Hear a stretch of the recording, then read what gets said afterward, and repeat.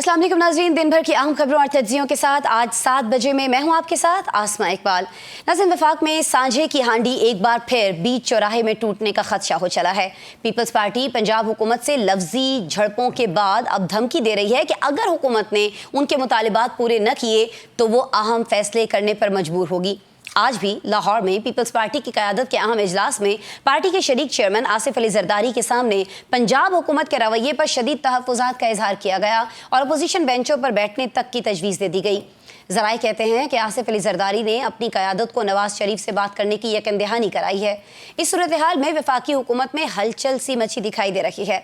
हुकूमत के peoples party से आला सतह पर राबते भी रिपोर्ट हो रहे हैं और वफाकी हुकूमत ने पीपल्स पार्टी की CEC के इजलास का अहम मुतालबा पूरा करते हुए गंदम की कीमत 3500 रुपए फी मन मुकर्रर करने का ऐलान किया है। ताहम सिंध के वजीर ज़राअत मोहम्मद बख्श मेहर ने वफाकी हुकूमत से मुतालबा किया है कि ये कीमत 4200 रुपए फी मन होनी चाहिए है। नाज़रीन, इस से दोनों इत्तेहादियों में शदीद तनाव की फ़ज़ा हमें दिखाई दे रही है, जिसका आगाज़ पंजाब और सिंध में होने वाली लफ्जी झड़पों से हुआ था। दोनों जानिब से एक दूसरे पर सख्त तनकीद की गई, तेज़ाबी बयानात दागे गए। इस शदीद कशीदगी में पीपल्स पार्टी ने अपने मुतालिबात की फहरिस्त हुकूमत के सामने रखते हुए इसे 1 माह की मोहलत दी है। सवाल यहाँ यह है कि काबीना में शामिल होने से गुरेज़ां पीपल्स पार्टी वफाकी हुकूमत को दबाव में क्यों लाना चाहती है? क्या मुस्लिम लीग दबाव में आकर पीपल्स पार्टी को पंजाब में रास्ता देगी, और नहीं तो क्या PTI पीपल्स पार्टी को साथ मिलाते हुए मौका देखकर चौका मारने की पोजीशन में है? इस सारी सूरत हाल पर हमारे साथ आज पैनल में बात करने के लिए मौजूद हैं, इस्लामाबाद स्टूडियोज़ में तशरीफ़ रखते हैं, सीनियर सहाफ़ी हैं, सीनियर तज्ज़ियाकार हैं अली फुरकान साहब। अब मुझे वीडियो लिंक पर ज्वाइन किया है जुल्फ़िकार राहत साहब ने। मोहम्मद नौशाद अली साहब लाहौर से हमें ज्वाइन कर रहे हैं, और हमारे ब्यूरो चीफ न्यूज़ 1 कराची इम्तियाज़ फरहान साहब भी हमारे साथ मौजूद हैं। गुफ्तगू का आगाज़ मोहम्मद नौशाद अली साहब, सर मैं आपसे करना चाह रही हूँ। सर, ये बात तो ऐसे लगता है कि बढ़ती चली जा रही है। वफाकी हुकूमत ने पीपल्स पार्टी का मुतालिबा माना, गंदम की कीमत जो है वो मुकर्रर कर दी, लेकिन सिंध ने एतराज़ कर दिया है कि ये जो रकम मुकर्रर की गई है ये भी नाकाफ़ी है, इसको और बढ़ाया जाए। तो आपको नहीं लगता कि ये बात कीमत बढ़ाने की नहीं हो रही है, बात कहीं ना कहीं मामला बढ़ाने की हो रही है, तनाज़ा बढ़ाने की हो रही है? नौशाद साहब। बिस्मिल्लाहिर्रहमानिर्रहीम। पहली बात तो ये है कि बात किसी भी चीज़ की हो रही हो, ये बात तय है कि अगर फ़र्ज़ कीजिए कि कोई मुतालबात और तहफ़्फ़ुज़ात, वैसे तो तहफ़्फ़ुज़ात जो हैं वो मुतालबात की ही शक्ल है एक, वो पूरे ना हो तो 1 माह बाद इजलास होगा, 1 माह बाद भी इजलास जो है वो अगले इजलास पे ही ख़त्म होगा, ये बात तय है। यानी इसको सामने रखते हुए अब कोशिश ये है पीपल्स पार्टी की कि वो जो मैक्सिमम ले सकती है इत्तेहादी जमात से वो ले।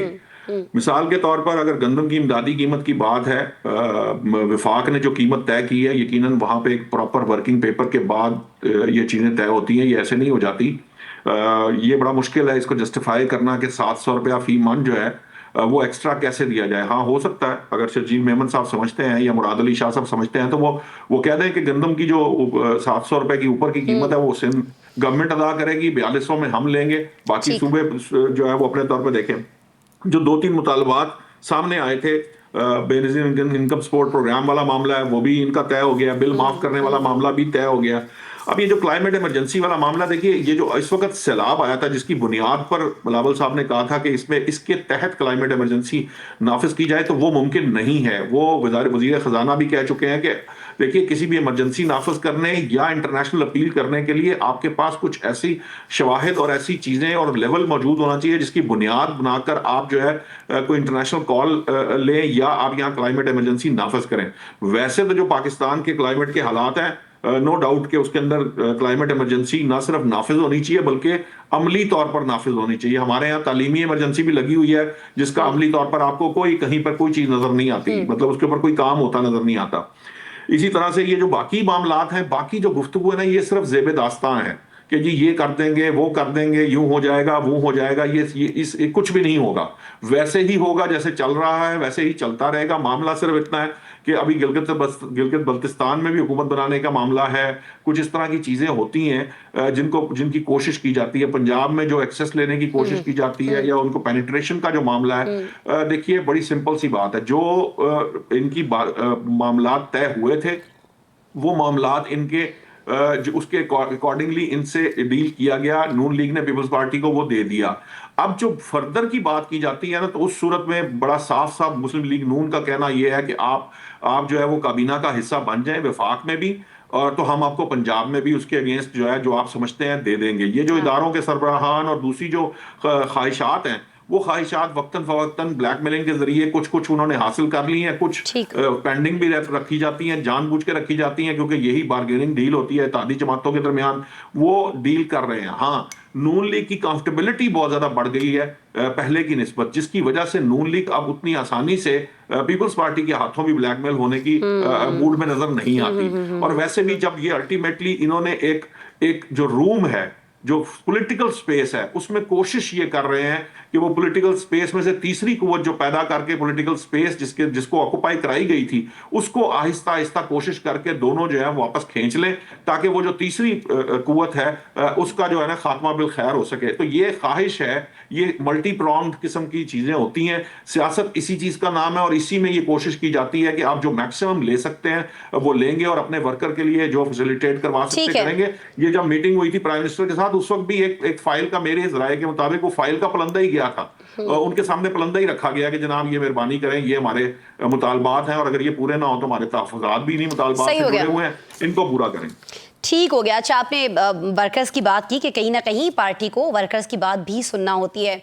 फुरकान साहब, इत्तला हमारे पास ये आ रही है कि लाहौर में ये जो इजलास हुआ है, इसमें जरदारी साहब को ये मशवरा दिया गया है कि अगर मुस्लिम लीग को हमारी परवाह नहीं है तो फिर हमें भी अपोजिशन बेंचों पर बैठ जाना चाहिए।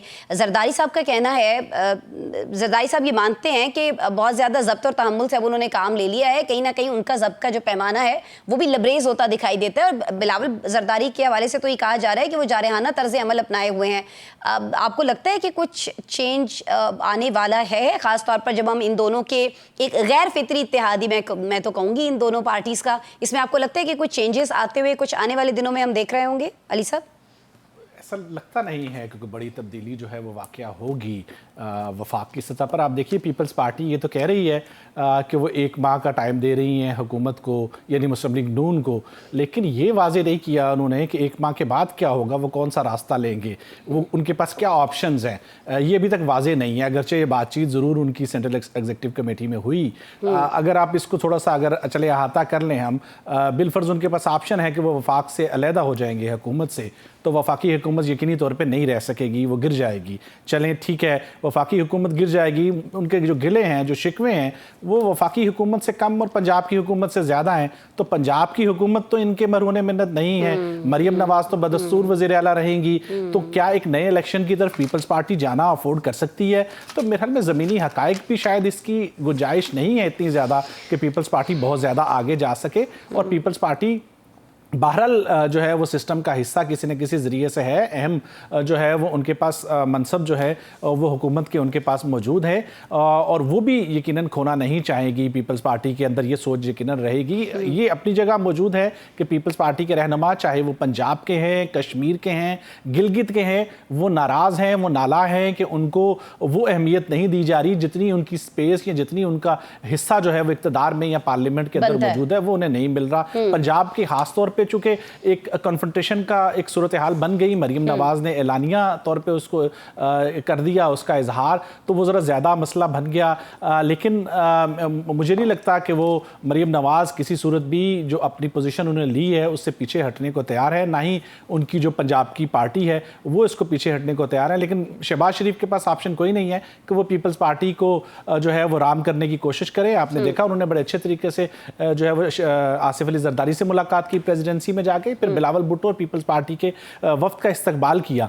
तो ये सूरत हाल जो है मुझे लगता है कि इसी तरीके से जो है वो चलती रहेगी। किसी नतीजा जिस तरफ आप कह रहे हैं कि बड़ा फैसला पीपल्स पार्टी ले सकेगी, ये शायद इस वक्त में मुस्तकबिल करीब में ये शायद मुश्किल होगा। ठीक है, ये मुश्किल क्यों होगा इम्तियाज़ फरहान साहब? क्योंकि वफाकी हुकूमत पर तो कहीं ना कहीं दबाव बढ़ा है, तो क्या वजह है कि दबाव जो है ये पंजाब हुकूमत पर शिफ्ट नहीं हो रहा होगा? क्या मरियम नवाज जो हैं अपने इत्तेहादियों के बिल्कुल भी कोई मुतालिबात नहीं मान रही होंगी? क्योंकि जरदारी साहब का मोहतात रद्द-ए-अमल हमें ये बता रहे हैं इम्तियाज़ साहब कि वो अपोजिशन बेंचों की तरफ नहीं जाना चाहते हैं। लेकिन क्या पंजाब की पॉलिसी अगर इसी तरह से बेलचक रहती है, दबाव नहीं आता है पंजाब हुकूमत पर, मरियम नवाज साहिबा कोई बात पाकिस्तान पीपल्स पार्टी की नहीं मानती हैं और उन्हें एक्सेस नहीं दिया जाता है, तो वो कब तक सरकारी बेंचों पर बैठे रहेंगे इम्तियाज साहब? बिस्मिल्लाहिर्रहमानिर्रहीम। देखिए, पीडीएम की गवर्नमेंट से लेके अब तक की गवर्नमेंट तक आसमा, क्या बेनिफिशियरी सिर्फ मुस्लिम लीग नून रही है या उसमें शामिल दीगर जमातें भी रही हैं? पीपल्स पार्टी भी पूरी तरह बेनिफिशियरी रही है, चाहे मुकदमात से आज़ादी हो या बहुत सारी मराहत हो या फिर हुकूमत में वापसी हो, सही। करप्शन के या दीगर मुकदमात में रिलीफ हो, वो सारे के सारे पीपल्स पार्टी ने भी लिए। जेयूआई को जरूर नुकसान हुआ है कि जेयूआई इसका हिस्सा नहीं बन सकी, हाँ। वो बावजूद नहीं बन सकी, और उसमें जेयूआई का कैटेगोरिकली, क्योंकि जब वो मौलाना फजल रहमान से हमारी भी ऐसी सरसरी मुलाकात हुई थी जब कराची में, तो जो दोस्त उनसे गुफ्तगू कर रहे थे वो बराह रास्त जिम्मेदार पीपल्स पार्टी को गर्दान थे। वो ये कहते हैं कि पीपल्स पार्टी की वजह से उनके साथ मामला पेश आया।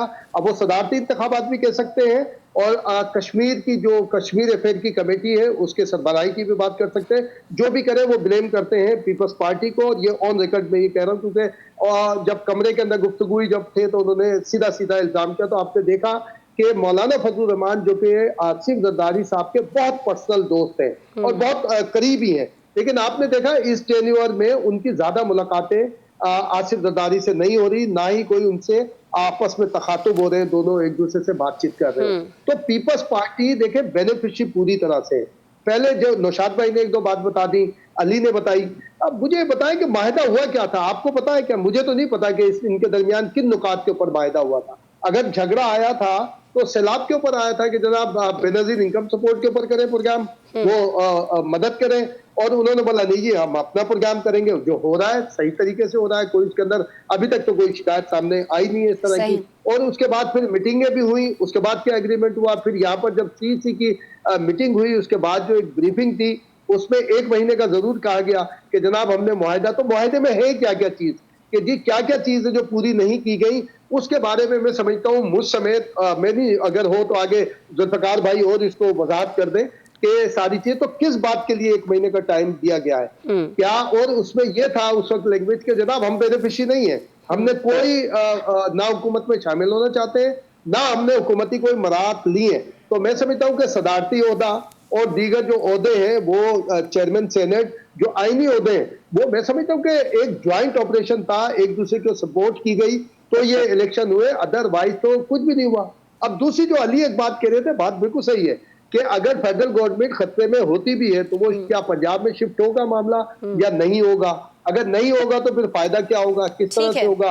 और जो मुस्लिम लीग नून का जो एटीट्यूड नजर आता है, जो नवाज शरीफ की एक्टिविटी नजर आती है, मैं समझता हूँ कि अगली इलेक्शन उनको सूट करते हैं। तो ये पीपल्स पार्टी को जाहिर के देखना पड़ेगा, गिलगित बल्तिस्तान और कश्मीर की हुकूमत पर नजर हटानी पड़ेगी कि अभी नहीं बनने जा रही, वहां पे ना भी बनने देगा नून, जाहिर के उसके अपने लिए मुश्किलात थोड़ी पैदा करेंगे। सही हो गया। कश्मीर का जब इशू आया तो पीपल्स पार्टी ने वहां पे फ्रेंडली पार्ट प्ले नहीं किया कि नून के साथ वो खड़े होते और नून को उस कश्मीर वाले इशू के साथ से निकालते। और इसी तरह के माजी में भी 2-3 केसेस रहे हैं जिसमें पीपल्स पार्टी ने नून को कंफर्ट जोन नहीं दिया, सही हो गया। इसलिए इख्तिलाफात अभी ठीक हो गया। इम्तियाज साहब, ये अब एक सवाल जो है मेरे ख्याल में सही शख्सियत पे आया है। जुल्फ़िकार राज साहब, एक सवाल आपसे इम्तियाज साहब ने पूछा है, एक सवाल मैं पूछ रही हूँ, आपने सही सही सर जवाब देना है। ये जो सेटअप की निगरां मुक़्तदर क़ुव्वतें हैं, मुक़्तदरा जिनको हम कहते हैं, आपको लगता है कि वो पीपल्स पार्टी को दूर जाने देंगी? आपस में इनके इख्तिलाफ़ात ख़त्म होते हैं नहीं होते हैं वो तो सर आपको पता है कि वो तो मामला ही दूसरा है ना, लेकिन जिन लोगों ने इनको इकट्ठा किया है सर, वो इनको अलग होने देंगे? आपको लगता है कि अभी पाकिस्तान पीपल्स पार्टी को इसकी इजाज़त दी जाएगी, और अगर इजाज़त नहीं होगी तो पाकिस्तान पीपल्स पार्टी खुद से ये डिसाइड कर सकती है? जरदारी साहब तो बिल्कुल करने के मूड में नहीं दिखाई देते, बिलावल साहब में जो थोड़ा बहुत हमें एग्रेसिव दिखाई देते हैं, वो आपको लगता है कि वो ये फैसला कर पाएंगे? आसमा, ये आपका $1 मिलियन क्वेश्चन है, और असल सवाल ही ये है कि ये वो हजरात हैं ये सारे कि जिनकी 26वीं तरमीम जब आ रही थी तो इनकी शुगर डाउन हो गई थी, रात के बेचारे 2-2 बजे तक पार्लियामेंट के अंदर बैठे होते थे, छड़ियां हाथ में पकड़ी होती थी। ये कितने कोई इंडिपेंडेंट ये लोग हैं या इंडिपेंडेंट फैसले करने की पोजीशन में है, ये आपको भी पता है, मुझे भी पता है, लेकिन आपने चलो ये बात कह दी। हम जैसे लोग डरते ये बात करते नहीं है, लेकिन फैक्ट्स यही है कि सर कही तो मैंने भी नहीं है, मैंने सिर्फ पूछी है सर। आपने पूछे। ये जरूरतमंदों का इत्तेहाद है और ये जरूरत के तहत इत्तेहाद हुआ है, और ये नजरियाती तौर पे आपने बिल्कुल सही कहा, ये गैर फिक्री इत्तेहाद है। टॉप लेवल पे जो एलीट क्लब, जिसको मैं हमेशा कहता हूँ, जो एलीट क्लब होता है, उसके चंद लोगों का ये मुफादात होते हैं, ये पार्टियां लोग अपने एजेंडे पे इकट्ठे हो जाते हैं। नीचे जो वर्कर्स होते हैं, जो निचले लेवल पे बेचारे सारे लोग, वो लड़ाइयां उसी तरह ही लड़ रहे होते हैं, और उनके अंदर नफरत रखना इसलिए जरूरी होती है ताकि अपना अपना वोट बैंक और अपनी अपनी दुकान, सियासी दुकान चमकती रहे। बिल्कुल। तो उनको तो जाहिर इकट्ठा करना नहीं, कोई नेशन बिल्डिंग वाली बात तो है नहीं ना, अवाम का कोई दर्द है। अब भी जो लड़ाई हो रही है, कितनी मायूसी की बात, भुट्टो की पार्टी अभी तक कोई एजेंडा अवाम के सामने लेके नहीं आई। यानी आप और मैं तो ये मार रहे हैं और हम पूछने की कोशिश कर रहे हैं कि भाई, ये आप जिस बात पे लड़ रहे हो, ठीक है, इसमें आपके फंड्स का इशू है, आपके वजारतों का इशू है, आप कहते हो हमारे सारे मामले आते हैं, लेकिन ये सारी कहानी में अवाम किधर है? यानी भुट्टो की पार्टी अगर रोटी कपड़ा और अवाम के लिए लड़ रही होती, अगर ये आम लोगों के, किसानों के लिए लड़ रही होती, अगर इनके इख्तलाफ की वजह आम आदमी बेचारा होता, तो शायद लोग इस बात को भी ऑन कर लेते। ये सबको पता है कि ये इशराफिया की लड़ाई है, ये मफादात की लड़ाई है, ये बिलियंस रुपए की तकसीम की लड़ाई है, कभी किसी शक्ल में, कभी किसी शक्ल में। तो सोचने की बात यह है कि पीपल्स पार्टी को अपना एजेंडा भी वाजे करना चाहिए, और लोगों के जो हकूक की बात हमेशा से पीपल्स पार्टी ने की है, वो कहे कि जी ये हमारा एजेंडा है, ये हम पब्लिक के साथ खड़े हैं। ये सीओडी के बैठ गए, एक सीओडी इस अवाम के साथ, बेचारी के साथ रोटी कपड़े और मकान का भी कर लें, ताकि लोग आपकी इस लड़ाई को संजीदा लेके इसको ऑन कर सकें। मुझे लगता है कि ये लड़ाई जो है, ये वक्ती तौर गवर्नमेंट को एक कॉन्फिडेंस मिला, जो मैं हमेशा ही बात करता हूँ, जो इंडिया की जंग से लेके यूरोप के साथ एग्रीमेंट तक, और ट्रंप से वो कहते हैं ना, ताज़ा खबर आई है, ट्रंप साडा भाई है, तो वो एक कॉन्फिडेंस मिल गया है फेडरल गवर्नमेंट को। तो उसके बाद उन्होंने पीपल्स पार्टी को थोड़ा डीलिफ्ट किया। और दूसरी जो वजह बनी है वो ये है, सही हो गया, ये टीएलपी वाला जो मामला था, टीएलपी वाला, इसमें ये दावा कर रहे हैं हुकूमती सेटअप के अंदर कि इसमें शरारत कोई ऐसे लोगों की भी थी जो अपने लोग भी इस शरारत में शामिल थे। तो थोड़ा अदम इत्मीनाद की एक सिचुएशन क्रिएट हुई है। ठीक हो गया जी, अदम इत्मीनाद की सिचुएशन जो है वो क्रिएट हो चुकी है पाकिस्तान पीपल्स पार्टी और नून लीग के दरमियान। लेकिन अभी ये इत्तेहाद जो है ये चलता रहेगा, क्योंकि जिन्होंने ये इत्तेहाद बनाया है वो अभी नहीं चाहते हैं कि इस इत्तेहाद का खात्मा हो, वो चाहते हैं कि अभी ये इत्तेहाद चलता रहे। बदएतमादी की बात हो रही है, बेएतमादी की बात हो रही है, तो बेएतमादी एक और जगह से सामने आ रही है, और वो सामने आ रही है जी पाकिस्तान और अफगानिस्तान के दरमियान एक बार फिर से एग्रीमेंट हो जाने के बावजूद। उसकी वजह यह है कि मुल्ला याकूब जो हैं, एग्रीमेंट हो जाने के बाद 18 तारीख को जब एग्रीमेंट होता है तो 19 तारीख को बीबीसी को एक इंटरव्यू देते हैं, और जो उस मुआहदे की पहली शिक है जिसमें ये लिखा गया है कि अफगानिस्तान अपनी सरजमीन पाकिस्तान के खिलाफ इस्तेमाल नहीं होने देगा। तो जब हम ये बात करते हैं, ये मुतालिबा करते हैं, तो हम टीटीपी की बात कर रहे होते हैं। तो मुल्ला याकूब बीबीसी को इंटरव्यू देते हुए ये कहते हैं कि टीटीपी तो दहशतगर्द तंजीम है ही नहीं, हमारी सरजमीन तो पाकिस्तान के खिलाफ इस्तेमाल होती ही नहीं। तो फिर इस मुआहदे को लेकर बहुत सारे सवालात पैदा होते हैं। इन सवालात के जवाबात जानेंगे हमारे पैनल से ब्रेक के बाद।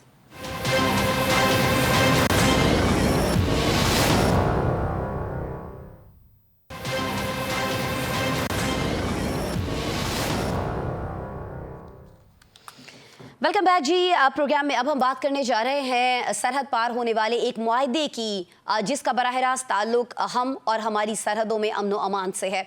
दोहा में पाकिस्तान और अफगानिस्तान के दरमियान जंगबंदी तो हो चुकी, लेकिन सबसे अहम सवाल ये है कि क्या ये जंगबंदी कायम भी रहेगी। पाकिस्तान का मुसलसल मुतालिबा अफगान सरजमीन का दहशतगर्दाना कार्रवाइयों के लिए इस्तेमाल है, और काबुल इससे इनकारी है। कहते हैं कि काबुल ने मुआहदे पर दस्तखत को कर दिए हैं, लेकिन साथ ही पाकिस्तान पर खिलाफ वर्जी का इल्ज़ाम भी लगा दिया है। और इस सूरत हाल में जब अफगानिस्तान टीटीपी को दहशतगर्द तंजीम मानने से ही इनकारी है और इसका इसरार है कि अफगान सरजमीन दहशतगर्दी के लिए इस्तेमाल होती ही नहीं, तो फिर बात कैसे बनेगी नाजरीन। पाकिस्तान दर्जनों बीसियों नहीं सैकड़ों सबूत उनके सामने रखता है, लेकिन काबुल की जानिब से मैना मानू की गर्दान बरकरार है। ऐसे में तुर्की में होने वाले मुज़ाकरात के दूसरे मरहले से क्या उम्मीद रखी जानी चाहिए, अपने पैनल से जान लेते हैं। अली फुरकान साहब, सर आपकी तरफ आऊंगी। सर, दोहा मुज़ाकरात के बाद मुल्ला याकूब का एक इंटरव्यू, पाकिस्तान के खदशात को मुस्तरद करना, आपको नहीं लगता कि इस्तांबुल डायलॉग को बुरी तरह से मुतासर कर रहा होगा? यकीनी तौर पे सवालात जो हैं वो उसने खड़े कर दिए हैं इसके मुस्तकबिल के ऊपर और अगले डायलॉग के ऊपर भी। एक बात तो ये वाजे हम कह सकते हैं हतमी तौर पे कि तालिबान ने ये माहिदा जो है वो खुश दिली से नहीं किया, वो मजबूर हुए इस सूरत हाल में, ने उन्हें मजबूर किया कि वो इस माहिदे के लिए जाएं और उनकी नीयत इस माहिदे के लिए पहले भी नहीं थी। आप ये देखिए कि इसी किस्म का माहिदा उन्होंने अक़वाम आलम के साथ किया था दोहा में, इससे पहले जब अमरीकी अफवाज ने इनखला किया। क्या उसके ऊपर अमल दरामद हो सका? बल्कि उसके मुतज़ाद चीज़ें जो हैं वो होती रहीं, जिसमें इंसानी हकूक़ की ना ही अभी तक जो है वो उनकी गवर्नमेंट जो है वो फार्म हो सकी जिसमें सबकी नुमाइंदगी हो। ख़वातीन की तालीम के मसाइल अभी तक मौजूद हैं जिसकी वजह से उनकी रिकग्निशन नहीं हो रही है।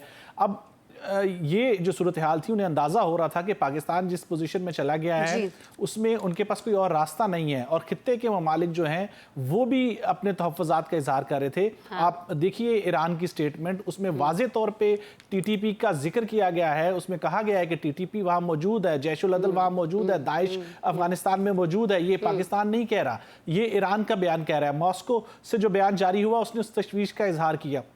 आप कैसे दुनिया को बेवकूफ़ बनाएंगे? जो UN में लिस्टेड एक तंजीम है, एक दहशतगर्द है, दुनिया उसको तस्लीम करती है, उसको अगर तालिबान कहेंगे कि ये दहशतगर्द तंजीम नहीं है, कल को ये भी कहेंगे कि अलकायदा दहशतगर्द नहीं है, हम जो दाइश वाले दहशतगर्द नहीं हैं, तो ये चीज़ें जो है वो काबिल कबूल नहीं है ना किसी को। चाइना को भी इस पर तहफ़्फ़ुज़ात हैं, ताजिकिस्तान को भी इसके ऊपर तहफ़्फ़ुज़ात हैं, ईस्ट तुर्कमानिस्तान मूवमेंट वहाँ के लोग वहाँ पर मौजूद हैं। इसलिए ये चीज़ जो है ना वो खित्ते के ममालिक कबूल नहीं करेंगे। उनका दबाव ही था कि ये मजबूर हुए हैं इसके ऊपर आने पे। एक कामयाबी हम जरूर कह सकते हैं कि पाकिस्तान ने इस इशू को अपना बायलैटरल से इसको एक खित्ते का मसला जो है वो बना दिया है इस फोरम के नतीजे में। अब जो बात होगी वो तालिबान और पाकिस्तान के साथ नहीं होगी, दो तरफा नहीं होगी, बल्कि वो एक मल्टीलैटरल जो है वो फोरम के ऊपर होगी और खित्ते के ममालिक जो है वो उसके अंदर उनका भी जो है वो सही होगी। तो इतना आसान नहीं होगा तालिबान का इस सारी सूरत हाल से निकलना, ये इसको नजरअंदाज करना। ठीक है जी, इतना ईजी नहीं होगा, इतना आसान नहीं होगा इसको इस तरह से नजरअंदाज कर देना और इंटरव्यू के अंदर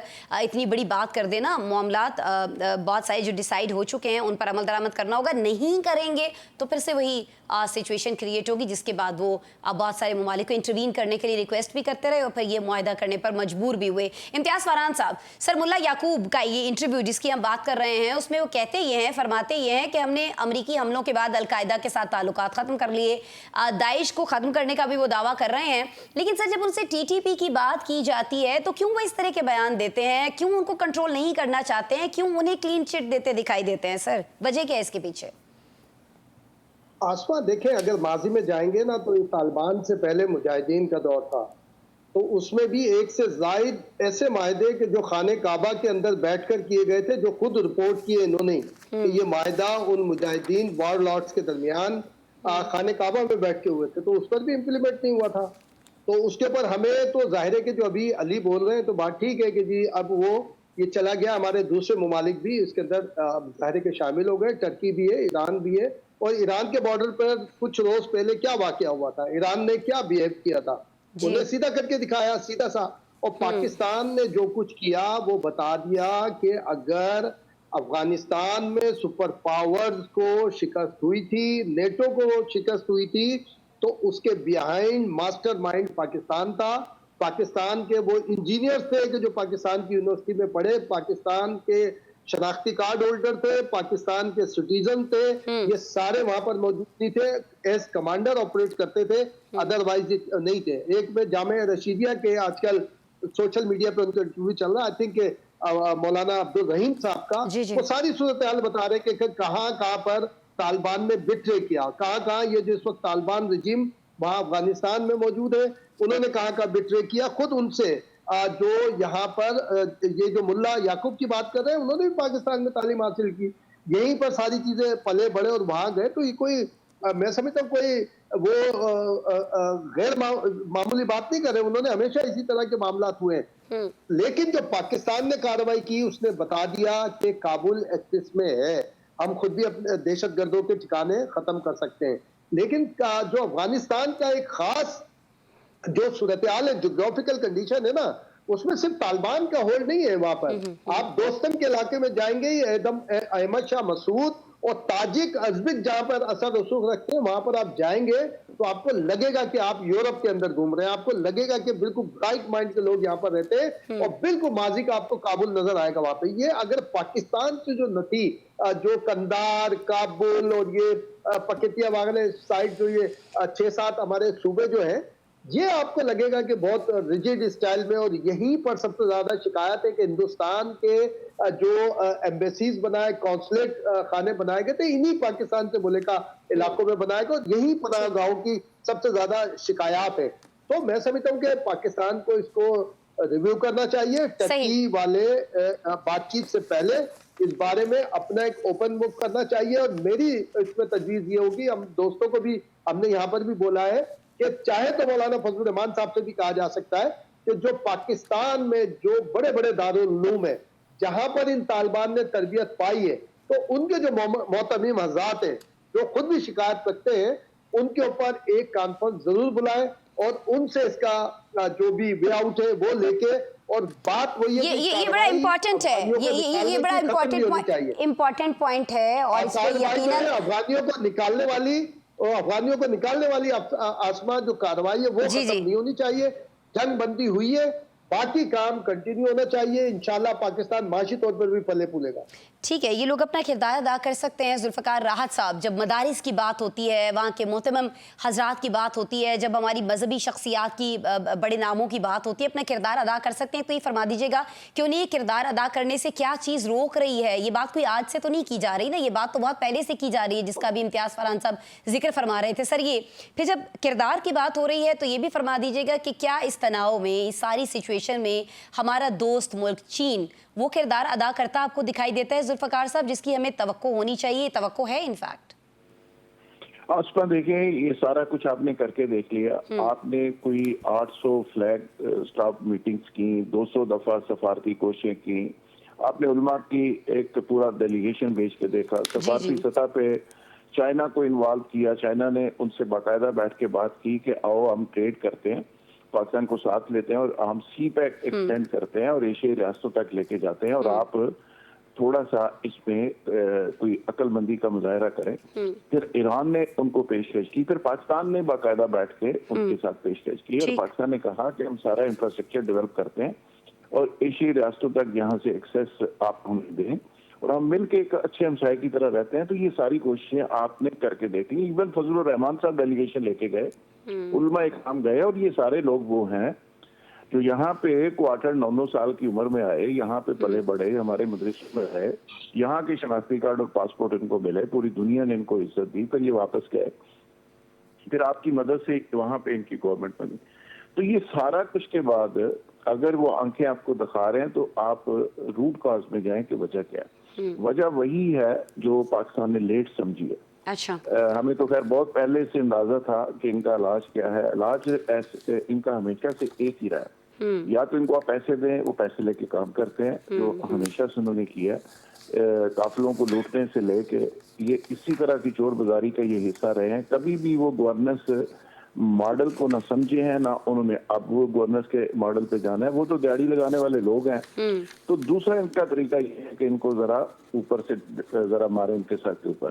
तो वो मार के आपने थोड़ा सा देखा तो वो उनका सॉफ्टवेयर अपडेट हो गया, वो ठीक हो गए और फौरी तौर पे वो जाके सुलह पे भी बैठ गए और सुलह हो भी गई। अब मुसीबत ये है कि $3.5 बिलियन इंडिया लगा चुका है वहां पे। $1 बिलियन उन्होंने अभी मुफ्ती साहब को पकड़ा दिया है कि लो भाईजान तुसी है पैसे छोड़ो तो जाके दे काम करो, किराए दे, कातलों की तरह जिस तरह आपकी एक ड्यूटी है वो पूरी करें। अब उसको भी जस्टिफाई करना है। $1 बिलियन बहुत बड़ी रकम होती है, और आप ये काम करके कमाना, चीन के साथ बैठ के सड़कें बनाना, पाकिस्तान के साथ बैठ के कारोबार करना, ट्रेडिंग की बात करना, वो उनको लगती है बड़ी मुश्किल। वो कहते हैं यार ये इतना मुश्किल काम नहीं, साम तो सीधी सीधी पैसे दो, और वो सिर्फ इंडिया दे सकता है। अब इंडिया देखें, कोई उनका इनके साथ हमसायगी नहीं, कोई रिलेशन नहीं, कोई मजहब का ताल्लुक नहीं, कोई समाजी ताल्लुक नहीं, कोई माशरत नहीं। वो हमारे मुल्क से ऊपर से आके उड़ के इधर आके खिदमत करना चाहते हैं, सड़कें बनाना चाहते हैं, पुल बनाना चाहते हैं, एजुकेशन ठीक करना चाहते हैं। तो सारी दुनिया को पता है ये गेम हो क्या रही है। तो ये बेसिकली जो इनकी एक फितरत है, ये किराए के कातलों की तरह ऑपरेट करते हैं। और आज जो ये कह रहे हैं ना जी टीटीपी से हमारा कोई ताल्लुक नहीं, ये बात साबित हो चुकी है कि टीटीपी से इनका ताल्लुक है। तो ठीक हो गया, वहाँ पे जो ठीक हो गया जुल्फिकार साहब थे, जो हमने एयर स्ट्राइक की थी, तो वहाँ हाँ। से जो जनाजे उठे थे वो गवर्नमेंट ने प्रोटोकॉल दे के उनके इलाकों में भेजे हैं, झंडे साथ लगे हुए थे, सारा कुछ हुआ। तो वो सारी तस्वीरें, सारी वीडियो फुटेज तो मौजूद है।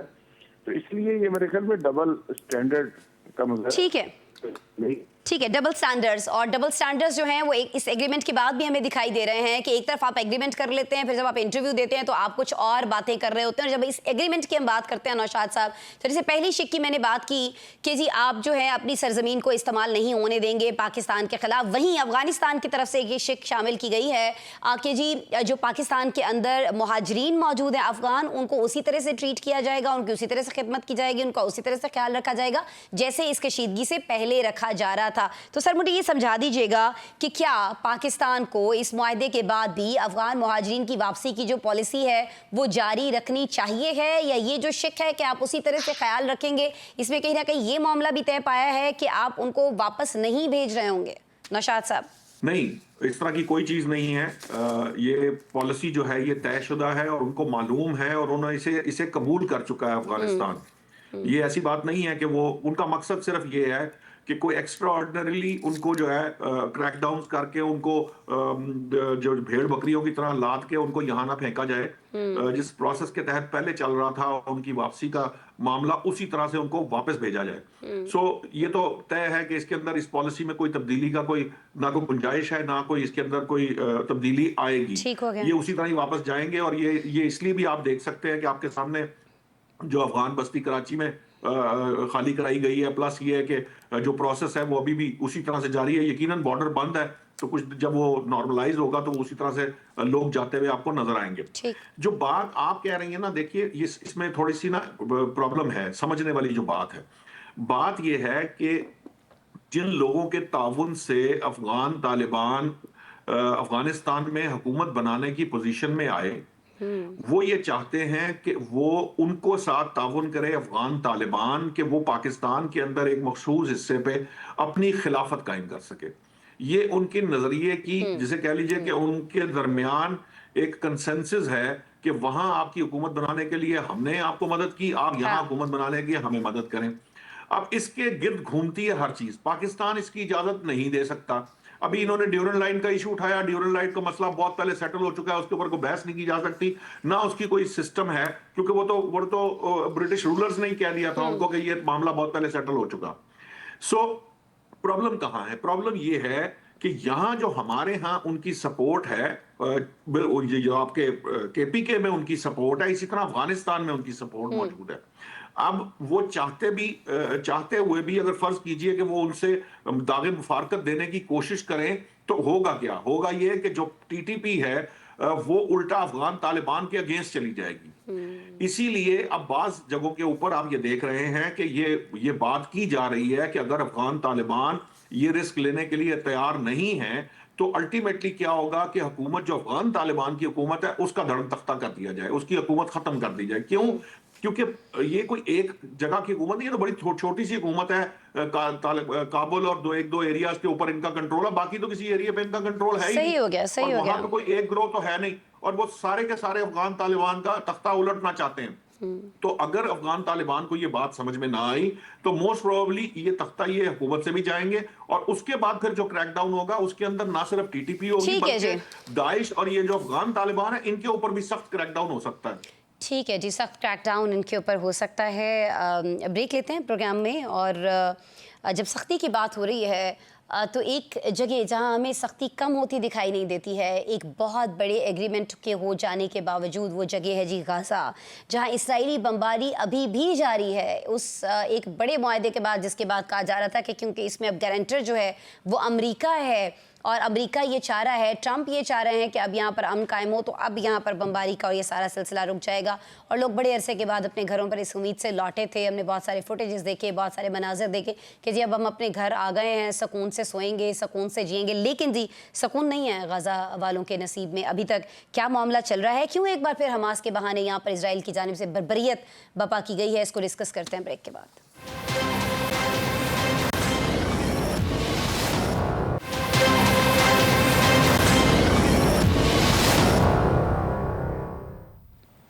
प्रोग्राम के आखिर में जो बात कर लेते हैं गाजा की, जहां इजरायली बमबारी जारी है। इजराइल ने एक बार फिर हमास का बहाना बनाया है और गाजा में शदीद बमबारी की है। 45 फ़लस्तीनियों को शहीद कर दिया है। इजरायली फ़ौज का कहना इस बारे में यह है कि ये हमले हमास की जानिब से उनके अहलकारों पर हमलों का जवाब है। ताहम हमास ने इन इल्ज़ामात को मुस्तरद कर दिया है। वाज़ेह किया है हमास ने कि इजराइल दोबारा जंग शुरू करने के बहाने ढूंढ रहा है। नाज़रीन, इजरायली वज़ीर दिफ़ा ने भी धमकी दी है कि हमास को एक बार फिर सबक सिखाया जाएगा। उन्होंने फ़ौज को इजरायली शहरियों की हिफाजत के अहकामात यानी एक बार फिर फ़लस्तीनियों पर हमलों के लिए तैयार रहने का हुक्म दे दिया है। इस पेचीदा सूरत हाल में क्या गजा में अमन के फूल खिल सकेंगे और क्या मुआहदे के ज़ामिन ममालिक इजराइल को रोकने में कामयाब होंगे, ये अपने पैनल से जानते हैं। जुल्फ़िकार राहत साहब, सर, सीज़ फायर के बाद इजराइल ने 100 रॉकेट दागे हैं, खिलाफ वर्जी की है। इस खिलाफ वर्जी का मकसद एक तो हम सभी जानते हैं, लेकिन ये बताइएगा कि वो जो एग्रीमेंट था, वो जो गारंटर्स थे, जो जामिन थे, वो सब क्या हुआ सर? मेरा ख्याल है कि कोई इस एग्रीमेंट का ना कोई जामन है, ना एक बड़े की और एक छोटे की कोई सुलह होती है। सुलह तो बराबरी की बुनियाद पे होती है। इस तरह की सुलह डंडे के जोर पे, गन पॉइंट के ऊपर कौन सी सुलह होती है? ट्रंप साहब जिस तरह वहां पे शर्म शेख के अंदर आपने देखा, जिस तरह वो बिहेव कर रहा है, और उसके अपने मुल्क के अंदर 72 लाख लोग बाहर निकले हैं कल सड़कों के ऊपर। उसने एक ही सवाल किया, उसने कहा कि ये वजारत खारजा या खारजा पॉलिसी ये साहब इस तरह चला रहे हैं जैसे कोई डॉन चला रहा होता है। यानी जिस तरह बिहेव ये कर रहे हैं, ये डॉन की तरह, माफिया की तरह ये साहब अपनी खारजा पॉलिसी चला रहे हैं अमेरिका की। और जिस तरह ये डेमोक्रेसी को देख रहे हैं, ये जस्ट लाइक किंग के तौर पे बिहेव कर रहे हैं। तो उसके अपने अवाम कह रहे हैं 2,200 शहरों के अंदर से 72 लाख लोग सड़कों के ऊपर निकले जी जी। और उन्होंने एक नफरत का इजहार किया उस शख्स के साथ। तो जो वहां पे खड़ा होकर ये कहता है किधर है आप यूके वाला, किधर है कनाडा वाला, इधर आओ, ऐसे बिहेव कर रहा है जैसे वो किसी कमी के साथ करता है। पूरी दुनिया को इस तरह से वो मुखातब कर रहा है। तो खैर हमने भी बड़ी तारीफें शरीफें की हैं, दोबारा नामजद भी कर लिया है उसको नोबेल इनाम के लिए। तो ये मैं नहीं समझता कि ट्रंप साहब कोई अमन लाने के लिए संजीदा हैं या नेतन्याहू उनकी बात मानेंगे। नेतन्याहू कोई सुपीरियर चीज है और वो कई दफा कह चुके हैं कि अमेरिका तो हमारे मरहून मिन्नत है। कई चीजों में हम अमेरिका को इंटेलिजेंस शेयरिंग करते हैं, कई चीजों में हम अमेरिका को गाइड करते हैं, कई असला हमने खुद दिया है अमेरिका को। तो एक तरफ ट्रंप वहां खड़े होके कहता है कि मैंने फलां फलां फलां असला इनको दिया और इन्होंने उसका बड़ा दुरुस्त इस्तेमाल किया, और उसके बाद हम खड़े हो जाते हैं, हम उसकी तारीफें शुरू कर देते हैं कि वेल डन ट्रंप साहब। तो इन हालात के अंदर एक ही मकसद मुझे नजर आता है जी। एक तो ये है कि वो हमास को चाह रहे हैं गैर मुसल्लह कर दें, असला से छीन लें और इनको बिल्कुल हाथ को बांध के इनको मार दें सबको। सर जी, टाइम इस सेगमेंट का कम है, आपकी इजाजत से मैं आगे बढ़ूंगी। इसराइल को तस्लीम कराने का एक प्रोजेक्ट है ट्रंप का, जो वो पूरा करना चाह रहे हैं। तो मुस्लिम उम्मा हाथ बांध के आगे खड़ी है। बस ये मुझे लगता है कि नेतन्याहू इस मामले को कभी भी आगे नहीं बढ़ने दें। ठीक है, और कहा यह भी जा रहा है नौशाद साहब कि ये मामला इसलिए आगे नहीं बढ़ सकता है कि इजरायली हुकूमत में जो इंतहा पसंद हैं, जो इत्तेहादी हैं नेतन्याहू के इंतहा पसंद, उनका दबाव बहुत ज़्यादा है, इसलिए एग्रीमेंट कर लेते हैं। अगर नेतन्याहू तो उसे बार बार उनको मुकरना पड़ता है, दोबारा से ये जो बमबारी है और ये सारी सिचुएशन जो है इसकी तरफ आना पड़ता है उनकी वजह से।